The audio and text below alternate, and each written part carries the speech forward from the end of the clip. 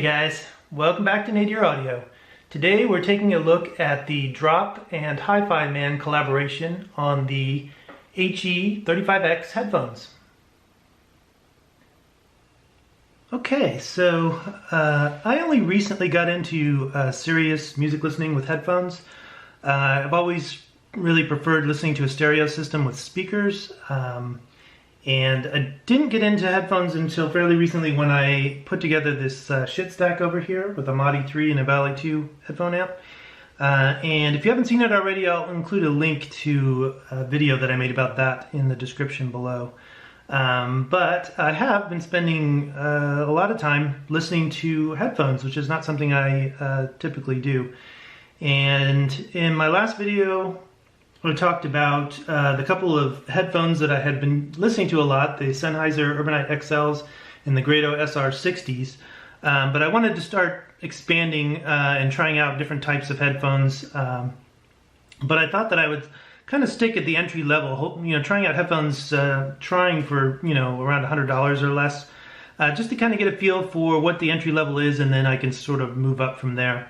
And so I found these HIFIMAN HE-35Xs on Drop, formerly Mass Drop, and they were actually only $75, and I think you can still get them for that much right now at the time of the making of this video. And I figured for 75 bucks, you can't go wrong, so let's try them out. I'd always been curious about HIFIMANs. Most of theirs, I think, are planar magnetics. These are not. These just have 50mm dynamic drivers. But they have sort of the same form factor as a lot of the other HIFIMANs. They're just, a little more inexpensive construction. You've got, like plastic grills and plastic cases where they might be metal on some of the higher end ones. This band up here is metal. But overall, I'm pretty happy with the build of these. Besides being, plasticky and light, they actually feel like they're pretty well put together, and hopefully they'll hold up well.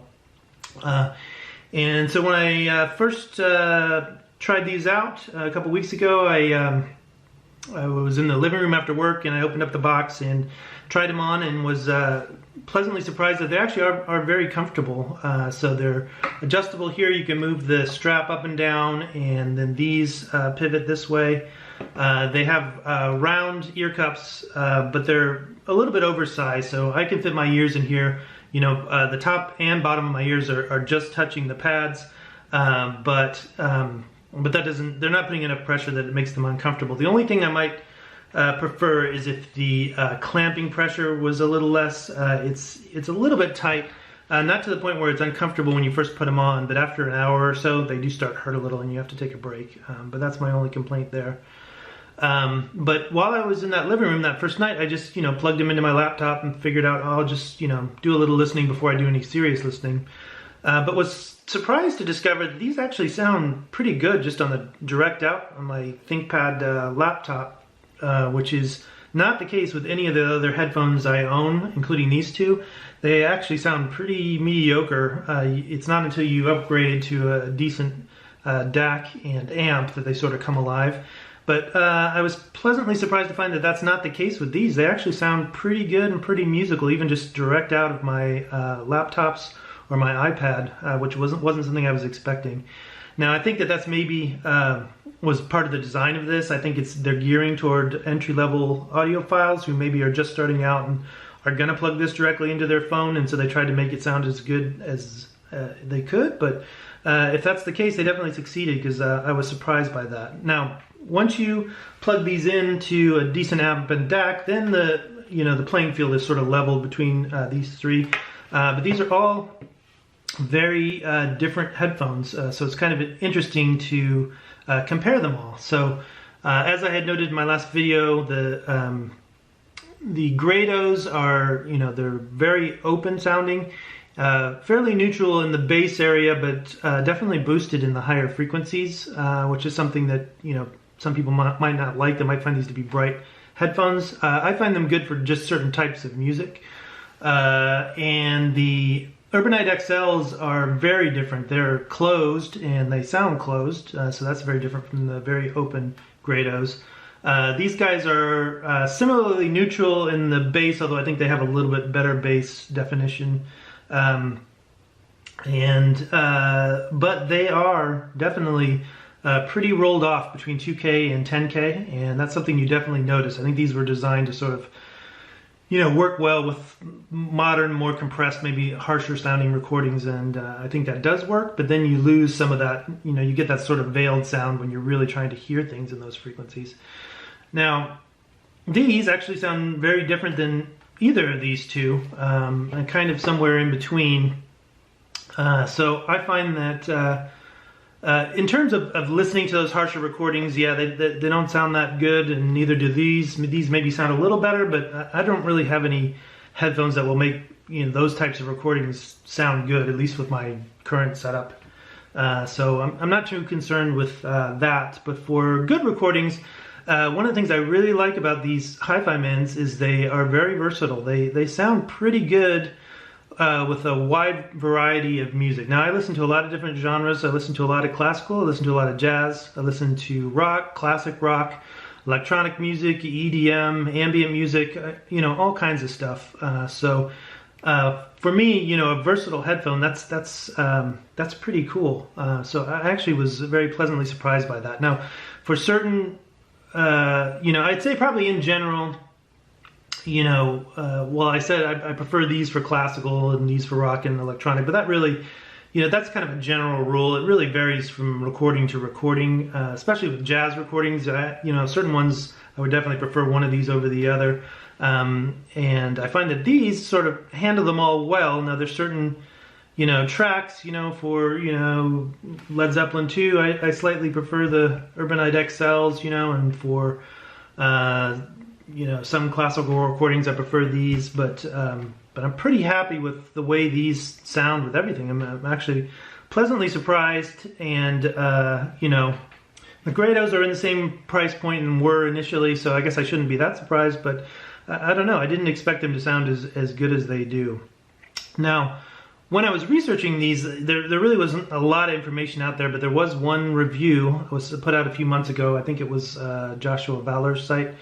And he had given them a generally good review, but he said that they had a fatal flaw, which was sibilance.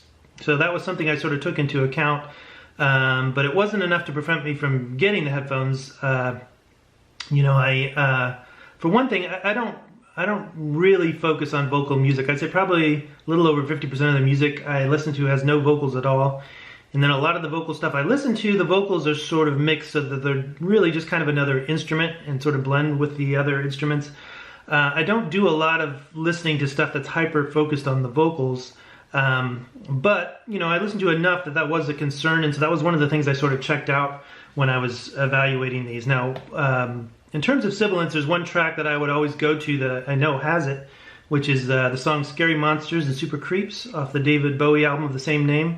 Not only is there sibilance on that vocal recording, but there's some kind of effect that they're using on it that kind of even pronounces it, where it can be almost, you know, if you really are averse to sibilance, I don't know, maybe with a higher end setup, maybe there's some kind of a system where you could listen to that track and not be affected by it. But so I plugged that in, and sure enough, you know, you can hear that sibilance in these just as much as in these.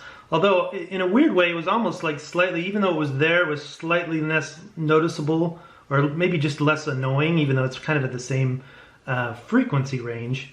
But I think that, you know, what he was sensitive to was that these things are definitely boosted specifically in that sort of 3 to 6K range, and I think with a lot of recordings that might, you know, provoke that sibilance that you wouldn't necessarily get with another set, or more expensive set. But that being said, I do listen to some music that is really vocal focused.